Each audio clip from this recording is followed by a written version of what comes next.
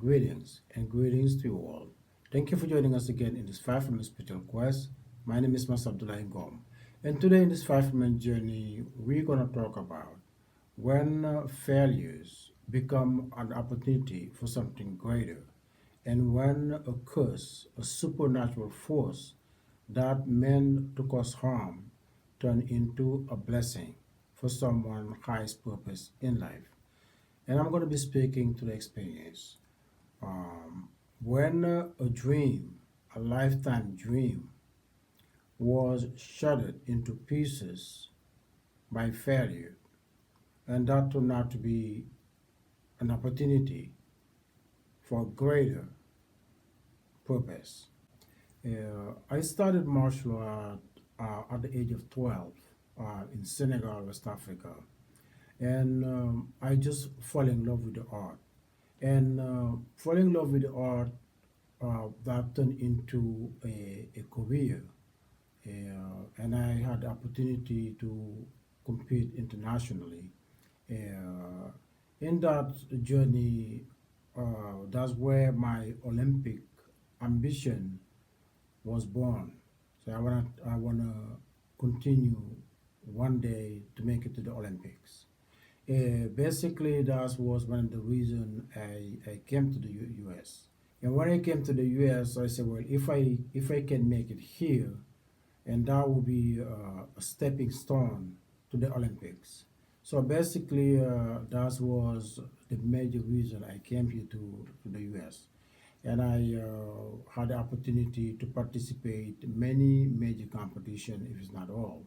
U.S. national, I was U.S. national champion 1993 in Chicago, and I was elected to the Hall of Fame as a Fighter of the Year 1994 in Jacksonville, Florida.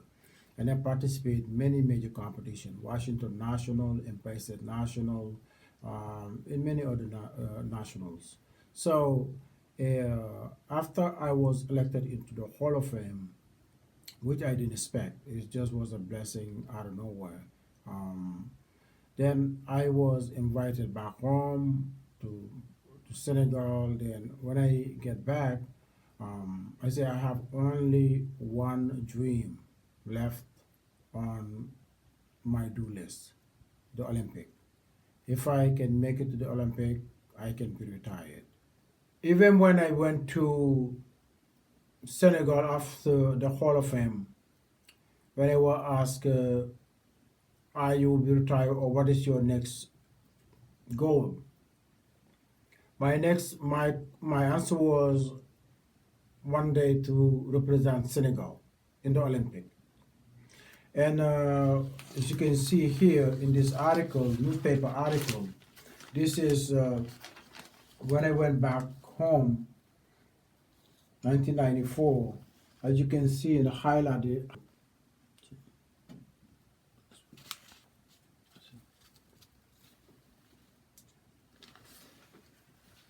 hope one day to represent Senegal in the Olympic Games.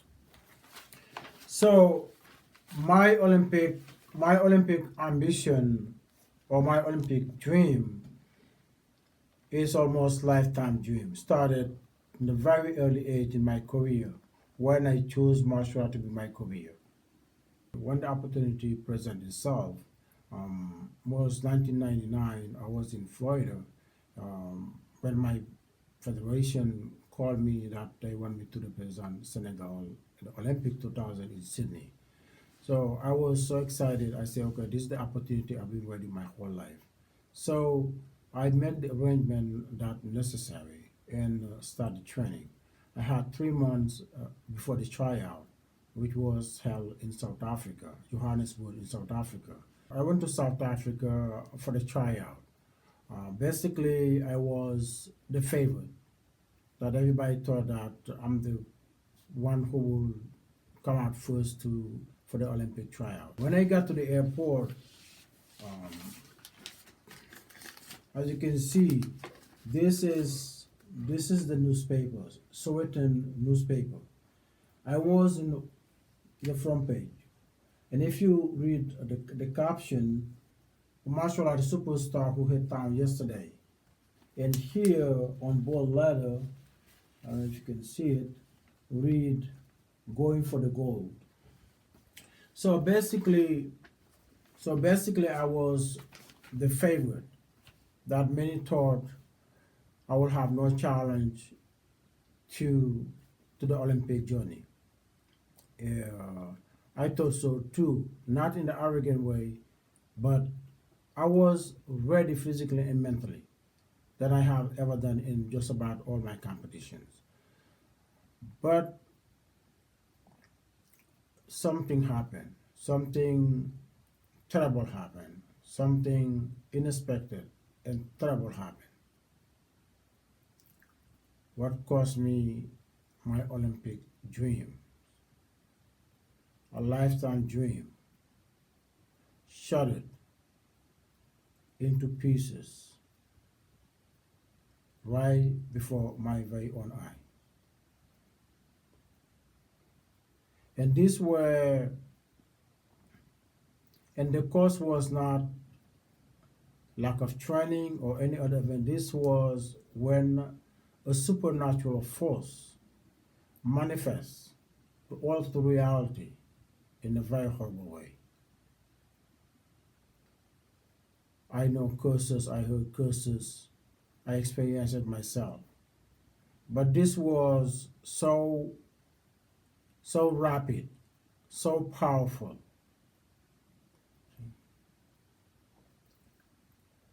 changed everything. And this, what happened?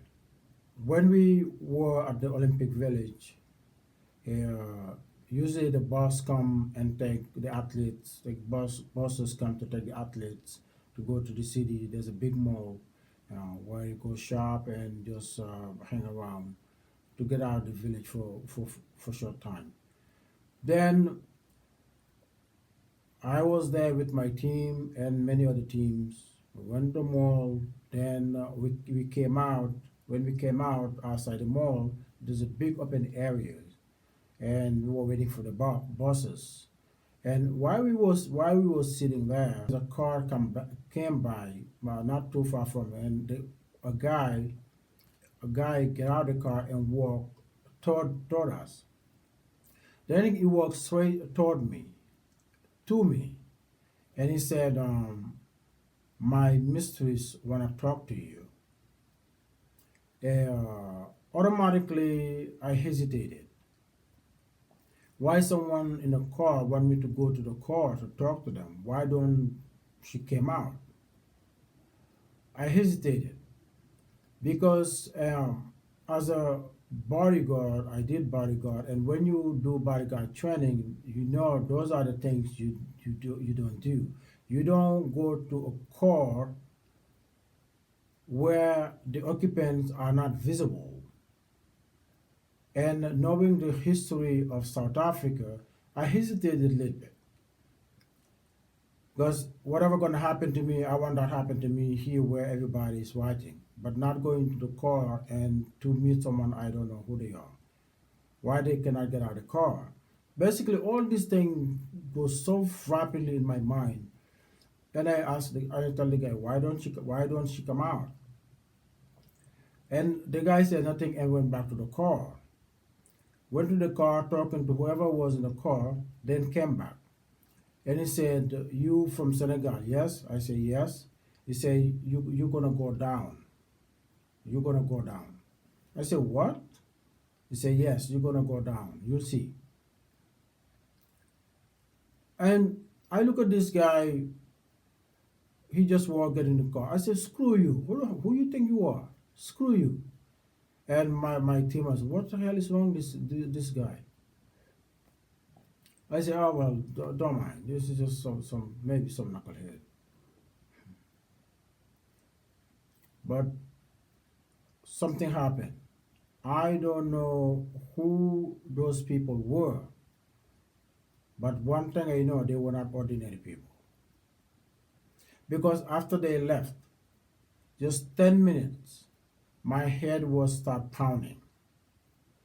This migraine headache come out of nowhere. An intense headache.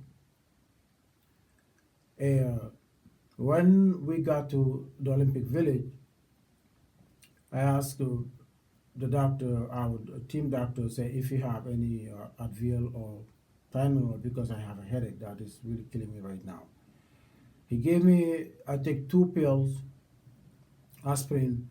Uh, 3 hours later, it's like it's getting worse. It's getting worse and worse and worse. I put a towel with cold water put on my head. Nothing helped. Anything I try, some people suggest do this, do that. Nothing helped. My head is pounding with such intense pain. I said, well, I did not eat anything at the mall. All I have this morning is breakfast, juice, that's it. That's all I had, juice and a banana. That's all I had this morning, and I was fine. Try to trace the cause. What the cause of this? Then I just realized that these people might have something to do with what happened to me. The whole night my head was pounding. I couldn't sleep. And the next day was the competition. All kind of method. I even called my dad, said my dad back home, said just pray for me and tomorrow is the competition. Then in the morning, pack our bag, get to the bus and head to the competition arena. And when we get to the competition arena, as you see happen in the Olympics where each country they have a plaque, their name written in it and called by a young boy or girl and the team stand behind them. All the countries they have their name written on those boards. Senegal, it was written on a cardboard box on with a stake on a cardboard box, Senegal, with the handwriting, not the design printed just like any other team. Only Senegal. Just then I know something is really, really wrong. Something really, really wrong. I said, why, where is Senegal plaque? Where is Senegal? Why Senegal is written on cardboard box? They say it's missing.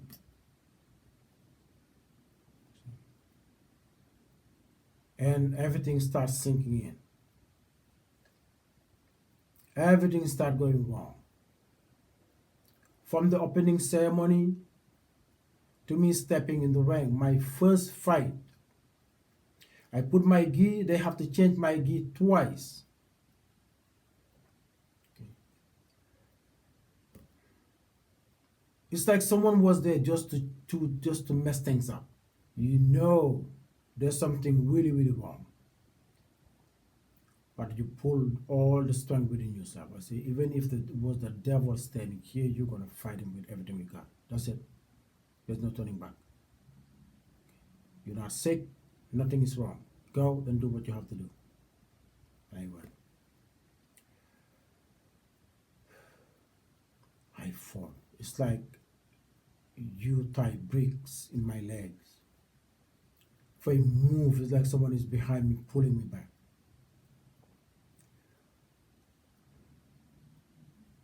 Something I have never experienced before.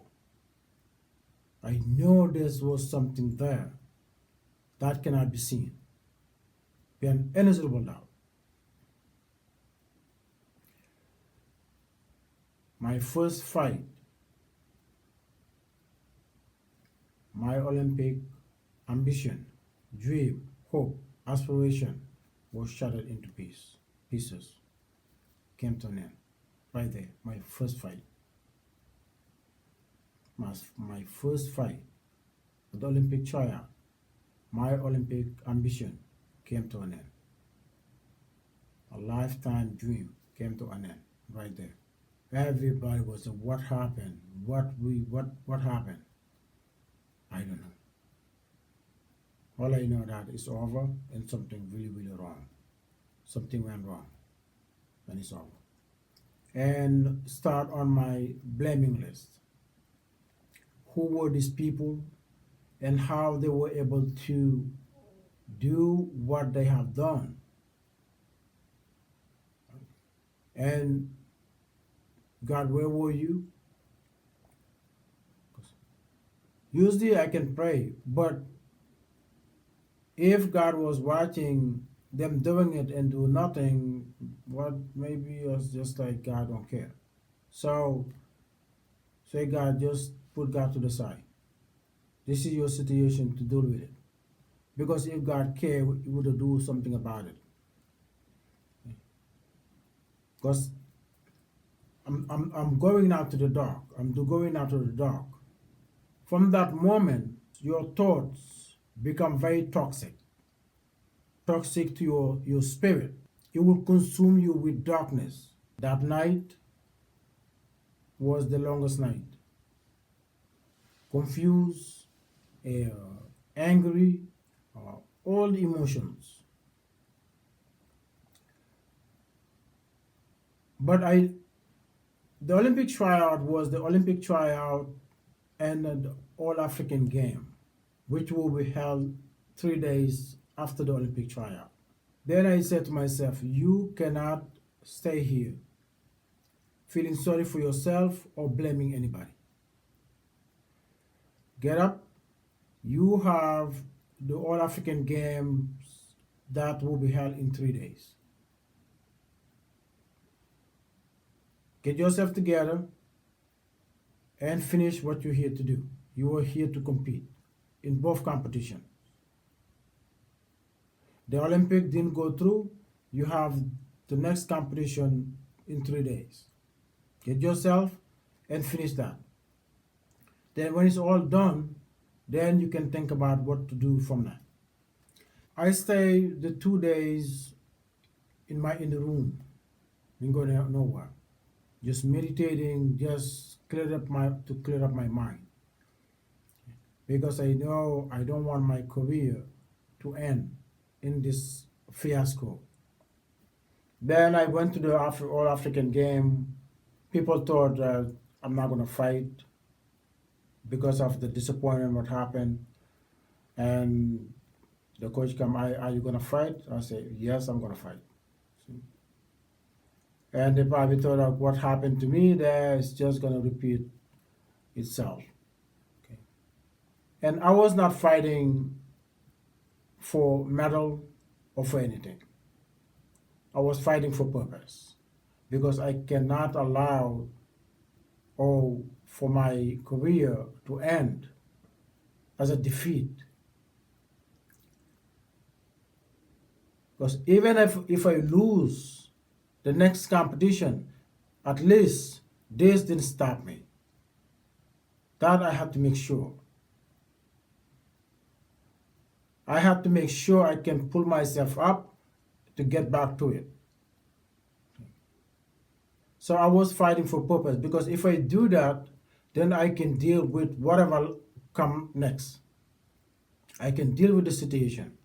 But one knockout and you're done, that means you don't have what it takes to deal with the situation. And I have to make sure I have what it takes to deal with this big disappointment that shattered my lifetime dream. So I had to go back in. That turned out to be my best competition in my whole career. After losing the Olympic, 3 days later, the All African Games, that competition, I performed better than all the performance in my entire career. Because I no longer care about glory. This becomes now survival. It's no longer about glory. I didn't care about medal or anything. It's about survival. Make sure your career is not going to end in a fiasco. This is not going to be the end of your story. I have to make sure, and I have to prove that in the ring. That's why that competition was so important. That's why my spirit was recharged. I knew then the battle of disappointment, I'll be ready for it. You see, we talk about a lot about fear. Overcome your fear. Fear is the most dangerous one to stop you from doing this, stop you from doing that. But failure is the dangerous one. Fear, fear is the trickster. Fear is not dangerous. It tricks people through false predictions. But fear is not dangerous. But failure is. Failure is dangerous. Very dangerous and powerful. But fear is not. It's a trickster. It tricks you for not to start, or tricks you not to have full confidence when you start. Telling what lies ahead, what might happen, so on and so forth, to cripple your spirit. Fear cripple your spirit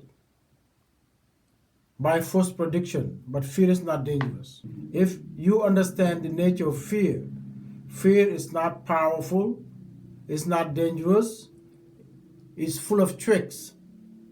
And when you understand that, you will not listen to begin with, because everything will tell you that can make you not to start or not to finish. It's all lies. If you understand that, fear can never affect you in any harm, because fear is not dangerous. Fear is not dangerous, just full of tricks. But it's not dangerous. But failure is dangerous. Failure, use the weapon of disappointment. Fear is at the starting point of your dreams to prevent you from not to start, or to prevent you not to proceed. That's what fear does. And if you fail to start, you didn't lose anything. You didn't lose anything. If fear stopped you from the get-go, you didn't lose anything. All you lost was a fantasy, meaning have a desire and not doing what it takes to get it. So you didn't lose anything. You didn't lose anything but a fantasy. So you have no loss. See? But when you struggle doing the work with the sacrifice, the sweat, the tear, the whole 9 years, till you come close to the cross line, the finish line, that's where failure is waiting, with the sword of disappointment, ready to shatter your dreams into pieces. Failure is dangerous. Failure is the warrior one, is the one with the sword to cut. Fear doesn't. But failure is dangerous. Can stop you from crossing the finish line to glory. That's what failure does. To stop you not to finish, not to cross the finish line to your glory. That's what failure does. And he have the weapon of disappointment to do just that. That's why when you are defeated by failure, it will first shatter your dream into pieces. Then, if you did not stood up to know who you are against with, you would be next with the same sword. It will shatter your spirit into pieces, just like your dream. Just then, you become victim of your dreams. Only failure have the power to do that. He will first shatter your dream into pieces. Then, if you did not fight to know who you're dealing with, you will be next. And when your spirit is shattered into pieces, someone else will have to put them back, will have to put you back together because you'll be shattered. You will not able to do it together. That's why when failure shattered your dreams before crossing to glory, know that you cannot afford to be the next victim. Your dream might be shattered, but you shall never be the victim of your dream. Meaning be crushed by failure. Meaning your spirit be crushed by failure. That's the thing you can never allow. To allow when you allow your spirit to be crushed by your failure, you have become victim of your dream. Just then, someone else will have to put you back together. And if you do not have a loved one who would willing to go to hell and back for you, you will be forever broken. You will be forever broken. And when that happens, you will never start anything again. You will never start anything again. That'll be the end of it. And sometimes people give up on themselves for not starting anything again, and give up on life itself altogether. Just because failure have shattered their dreams. And they become a victim of that by the spirit being shattered into pieces. And no one is there to put them back together. So their life fall apart, cannot start anything again, end up giving up on themselves and life altogether. Victim of failure. Rather, failure is the most dangerous one that need to be feared, not need to be feared, but need to be understood.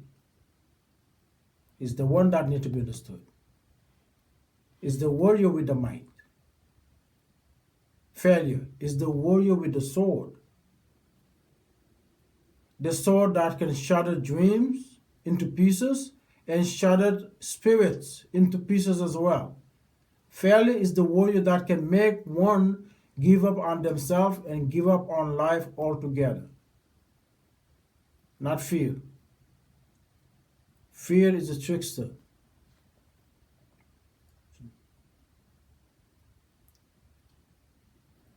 But failure, that one needs to be understood. And the failure of a dream should never be the end of a dreamer. A failure of a dream should never be the end of a dreamer. Just like the tree. The tree bears fruits. The fruit fall or be picked. But as long as the tree, still grounded, the tree will bear fruit again. That tree will bear fruit again. It will be picked, fall again, and it will bear fruit again as long as it remain grounded. A metaphor of a dreamer. A dreamer never run out of dreaming, never run out dreams. A dreamer never run out of dreams. And a failure of a dream should never be the end story of a dreamer. So when you understand failure,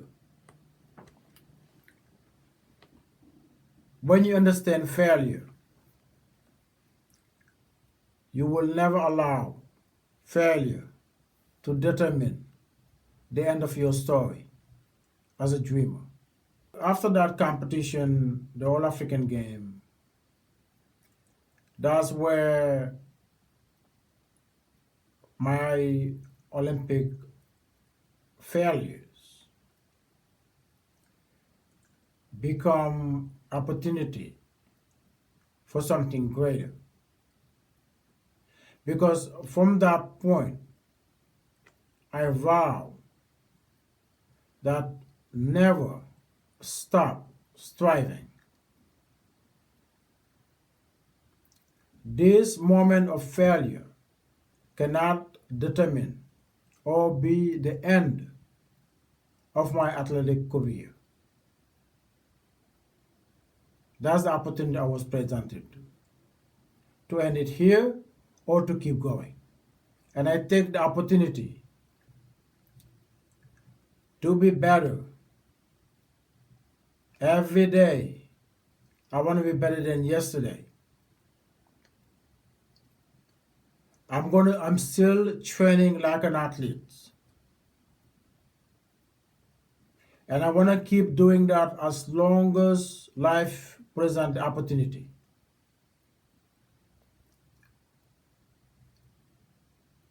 And at the age, my age, 63 today, sometimes I can feel stronger or strong as I was in my 30s or 40s. Because every day I get up, I want to be stronger than yesterday. If I can maintain my discipline, train for glory, I should be able to do the same for my own life. That's why I might be retired from competition, but I will never retire from taking care of myself or be the better version of myself. That's what my Olympic failure have make me realize or force me to do or give me the opportunity to do or to realize. Because most athletes, when they retired, they basically retire from all the physical or the discipline that was their regimentation for glory. When I came back to US and to process what just happened, this failure, I was confused and angry. Sometimes you get lost in that darkness where everyone and anyone can be on your blaming list, including God. See? And I used to curse like any curse you can think of, any foul language. I used to curse like daily prayers. I said, that lady in that car, I don't know who she was. Like ancestors, spirits, angel, even God. Everybody got their share. Get lost in this deep anger, blaming just the blame. You see that because that's what happened when you descend in that depth.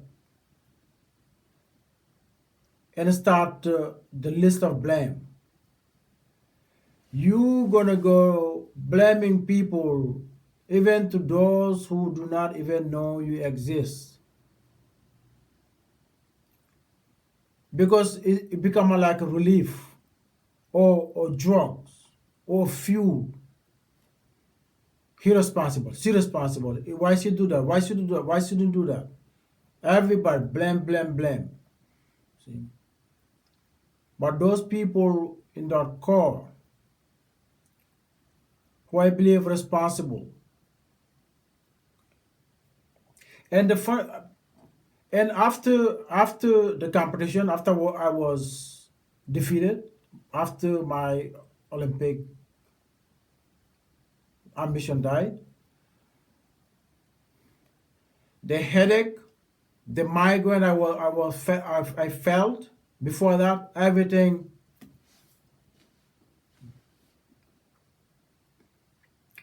those people. Uh, I played this scenario a million times in my head. What coulda, shoulda, would I do if the situation came again?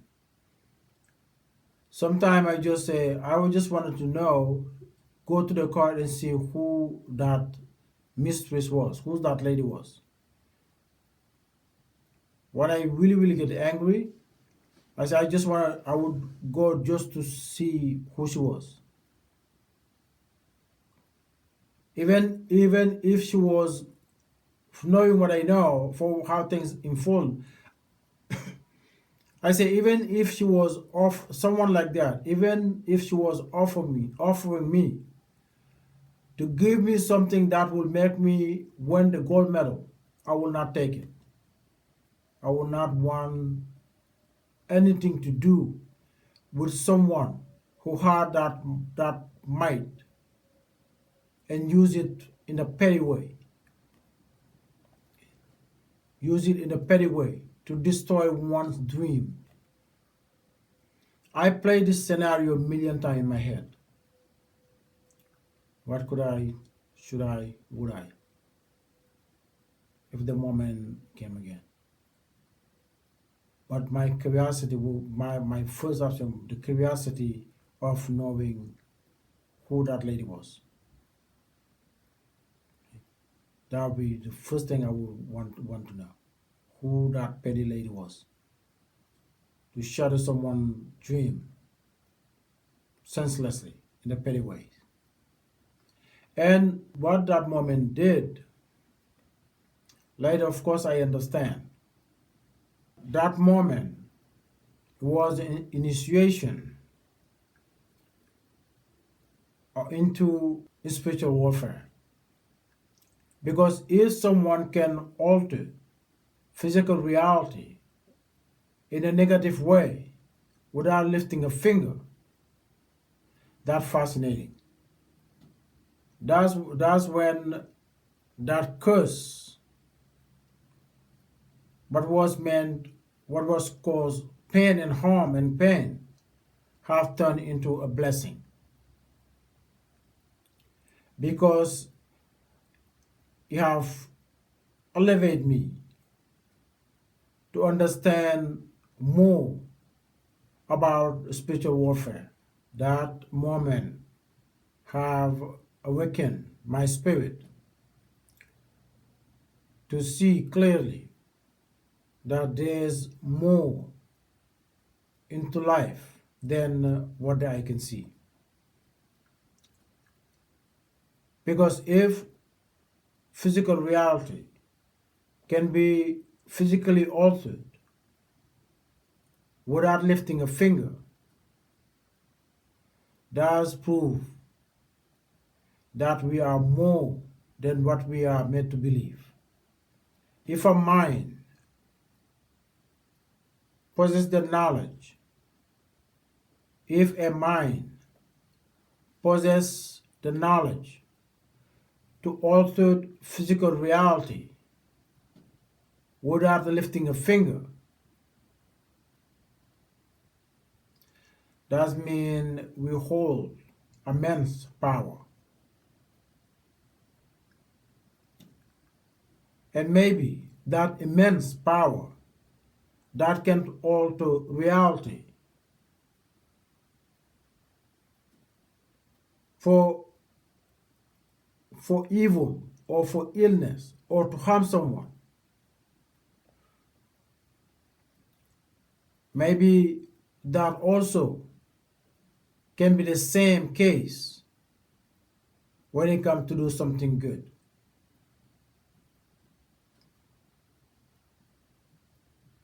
When it comes to something good, something productive. Because the same mind that can cause evil is the same mind that can cause good. I realize that. That's why it's so crucial to have a spiritual understanding. Because just then, you will have understanding that the power you hold. And when you do, you will never allow fear to stop you from starting any journey. And certainly, you will never allow failure to determine the end of your story. A shattered dream should never shatter your spirit. A shattered dream, a failure, should not define who you are as a dreamer. Failure of a dream should never define who you are as a dreamer. A dreamer dreams. I think I'm going to leave it here till next time. And as always, be well and God bless. And never allow failure to determine how your story will end. Keep striving, keep dreaming, because you are the dreamer. God bless.